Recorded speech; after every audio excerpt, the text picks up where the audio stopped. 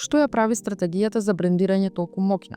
Твојот бренд не е само логото, палетата на бои, типографијата, пакувањето, маркетингот, социјалните мрежи и веб страницата. Сето тоа представува само околу 20% од брендот. Тоа е она што го нарекуваме израз на брендот. За да создадеш на вистина моќен бренд, потребна е цврста основа, она што го нарекуваме стратегија за бренд. Ова е втората фаза од процесот на брендирање. Таа поставува темел за се што ќе следи. Солидна стратегија за бренд ја дефинира визуелната појава, однесувањето и комуникацијата на твојот бизнис, со цел да воспостави вистинска врска со целната публика.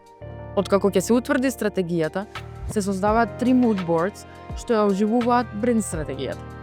Потоа следуваат 3 концепти за лого и остатокот е историја. Стратегијата за бренд ти дава можност на публиката да се поврза со нешто повеќе од производи и услуги.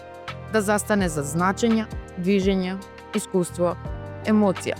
Запомни, луѓето не купуваат од тебе затоа што разбираат што нудиш. Купуваат затоа што чувствуваат дека ти ги разбираш нив. Сакаш да создадеш премиум бренд? Закажи консултација на телефонскиот број во описот од ова видео и заследи не за повеќе корисни содржини.